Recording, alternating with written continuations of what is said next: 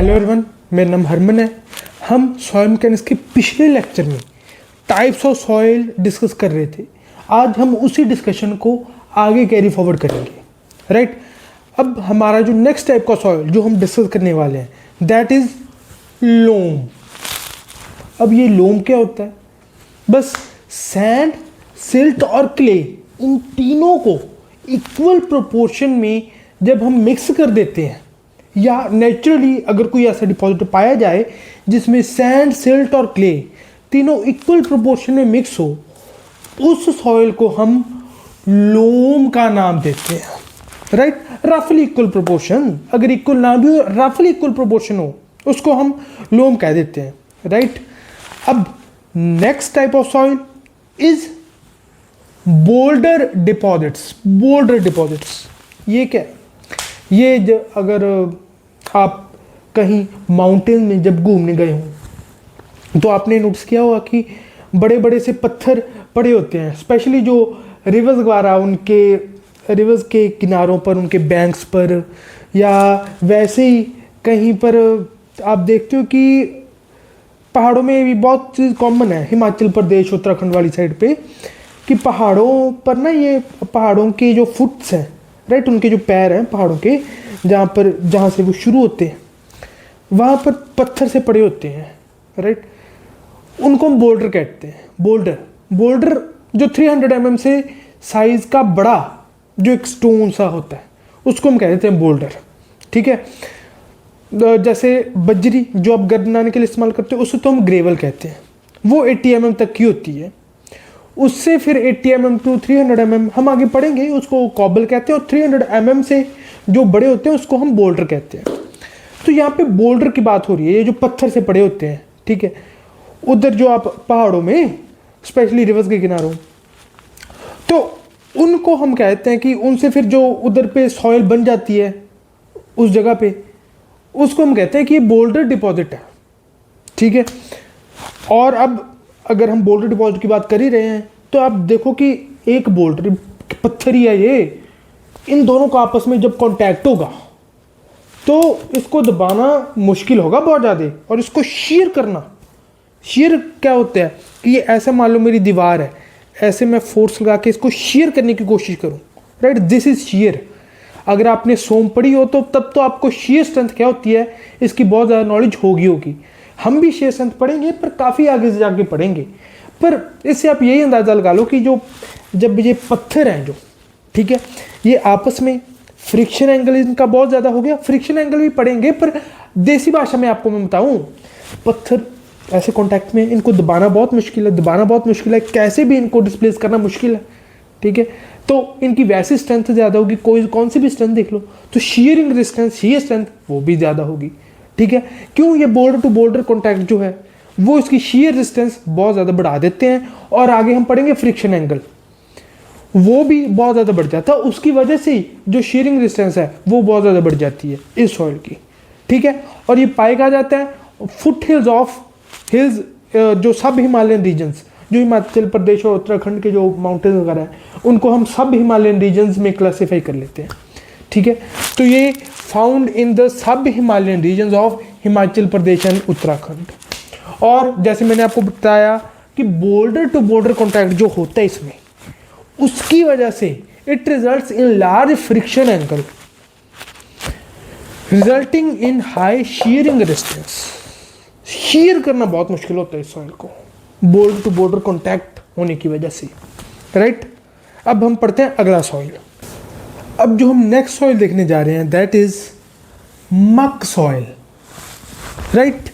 अब ये मक सॉइल क्या होता है? अगर आप कहीं पे फोटो देखो, मान लो अगर आपने मक सॉइल को अच्छे समझना है ना, तो आप ऐसा कीजिए, आप ना गूगल पे सर्च कीजिए सुंदरबंस फॉरेस्ट, वेस्ट बंगाल में है वो, राइट। बहुत ही पॉपुलर फॉरेस्ट है हमारे देश के।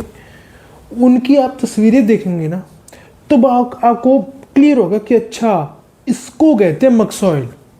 एक्चुअली में क्या होता है कि जहाँ कहीं पे कोई डिप्रेस्ड जगह हो, राइट, कोई नीवा था हो, राइट, पंजाबी में नीवा कहते हैं उसको, जो थोड़ा कम हो, ऊपर जो साइड वाली है वो एक लेवल पे हो, बीच में नीवा सा था हो, राइट, उसमें पानी इकट्ठा होने लग जाए, ठीक है, और एक वेटलैंड सा बन जाए, फिर ट्रीज वगैरह भी उसमें उग जाएं, पार्टली डिकम्पोज पत्ते वगैरह, उसमें पत्ते वगैरह गिरने लग जाएं तो वो पार्टली डिकम्पोज होने लग जाए, तो पार्टली डिकम्पोज एक ऑर्गेनिक मैटर सा बन जाएगा, ठीक है, और एक सॉइल तो उसमें था ही इनऑर्गेनिक सॉइल, तो इनऑर्गेनिक सॉइल और पार्टली डिकम्पोज ऑर्गेनिक मैटर का एक मिक्सचर सा बन गया, उसको हम कहते हैं मग सॉइल, ठीक है ना, कि एक बीच में साइड वाली जगह ऊंची थी, बीच वाली नीची होगी, राइट, नीवी जगह होगी,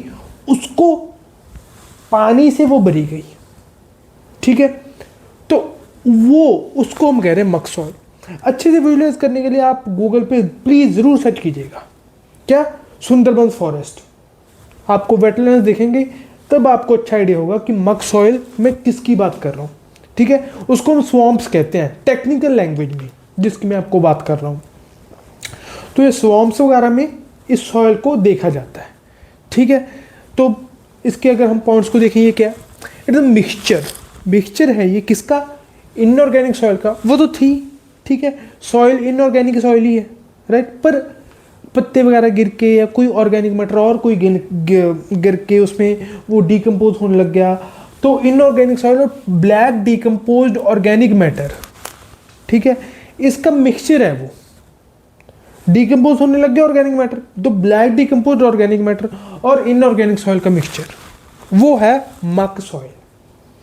अब second point, it is usually found accumulated, कहाँ पर एक्यूमुलेट होता है ये, in conditions of imperfect drainage. Drainage कैसे होगी, साइड वाली जगह ऊंची है, बीच में ये जो डिप्रेस्ड जगह आ गई, इसमें पानी इकट्ठा होने लग गया, तो ड्रेनेज कहाँ से हो गया, पानी कहाँ जाएगा, बेचारा है ही नहीं पानी जाने के लिए कोई जगह, तो in conditions of imperfect drainage as in swamps, मैंने आपको बताया कि इसको टेक्निकल लैंग्वेज में इसको स्वॉम्प्स कहते हैं या वेटलैंड्स,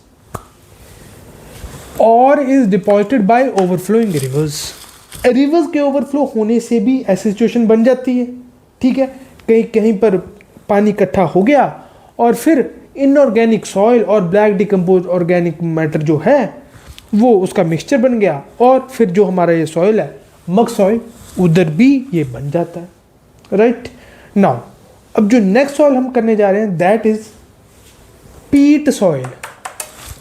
अब जो मग सॉइल है उसमें तो इनऑर्गेनिक सॉइल और ऑर्गेनिक सॉइल इन दोनों का मिक्सचर था, पर जो ये पीट सॉइल है ना, this is a highly organic soil which almost entirely consists of vegetative matters in different stages of decomposition। अलग अलग स्टेजेस ऑफ डिकम्पोजिशन में वेजिटेटिव मैटर्स इसमें प्रेजेंट होते हैं, किसमें, पीट सॉइल में। उसमें तो इनऑर्गेनिक सॉइल और ऑर्गेनिक सॉइल दोनों थे, इसमें पीट सॉइल में सिर्फ और सिर्फ organic soil, highly organic soil है ये, which almost entirely consists of vegetative matters in different stages of decomposition। vegetative matter different stages of decomposition में होते हैं इसमें पीट सॉइल में, ठीक है। इसी की वजह से इसका जो कलर है that varies from black to dark brown, क्योंकि different stages of decomposition में है, राइट, हमारे वेजिटेटिव मैटर्स।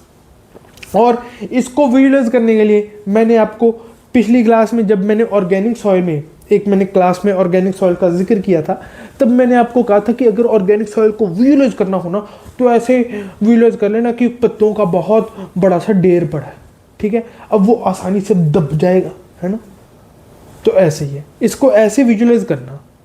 हाँ, टेक्निकल डेफिनेशन आपको इसकी पता होनी चाहिए, पर विजुअलाइज करने के लिए ना जब भी ऑर्गेनिक सॉइल की बात होगी ऐसे विजुअलाइज करोगे बहुत ही आसानी से होगा कि गीले पत्ते हैं, उनका ढेर पड़ा कहीं पे।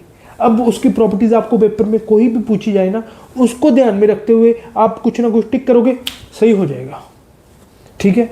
तो उस फिर पत्तों का ढेर आसानी से दब जाएगा, मतलब this is a highly compressible soil, ये बहुत ही कंप्रेसिबल सॉइल होता है। कौन सा, पीट सॉइल, ठीक है ना, कंप्रेसिबल बहुत होता है, इसको ये बहुत आसानी से दब जाता है, दबेगा ही। वेजिटेटिव मैटर्स है, कोई ऐसी चीज़ तो है नहीं कोई जैसे सॉइल था हमारा, उसके कुछ पार्टिकल्स थे, सॉलिड पार्टिकल्स थे। ये वेटिड मैटर ये भी है सॉलिड, पर आसानी से दबने वाले होते हैं। ये आपको पता है, ये इतने कोई रेजिस्टेंस तो पैदा करेगी नहीं दबने को, इसलिए ये आसानी से दब जाते हैं। आसानी से दब जाते हैं तो ये हाईली कंप्रेसिबल सॉइल बन जाता है, राइट। नाउ अब नेक्स्ट हम करने जा रहे हैं, पीट और मक तो हमने कर लिया। Next, peat and muck are also called cumulo soil. जब पीट और मक को हम कलेक्टिवली देखते हैं ना, इकट्ठे देखते हैं, तो उसको अगर इकट्ठा कहीं पे एग्जिस्ट करे या कलेक्टिवली जब हम दोनों की बात करें, तो उसको हम क्यूमुलोज सॉइल का नाम भी दे देते हैं, राइट। तो अगर आपसे पूछा जाए क्यूमुलो सॉइल क्या है, इट इज पीट एंड मक। पीट एंड मक को कलेक्टिवली जब हम बोलते हैं, कलेक्टिवली देखते हैं, तो उसको क्यूमुलो सॉइल बोल देते हैं, राइट। अब हम चलते हैं आगे। अब नेक्स्ट हम अगली क्लास में वाटर कंटेंट को कैसे डिटरमिन करना है वो देखेंगे। हमारे टाइप्स ऑफ सॉइल यहाँ पे ख़त्म हो गए। अब अगली क्लास से हम वाटर कंटेंट डिटर्मिनेशन के तरीके देखेंगे, राइट। अगर आपको ये क्लास हेल्पफुल लगी होगी तो जो भी कोई कंपटीशन की तैयारी कर रहा है या सिविल इंजीनियरिंग का कॉलेज का स्टूडेंट है, तो काइंडली उसे शेयर कीजिएगा, right. Thank you very much.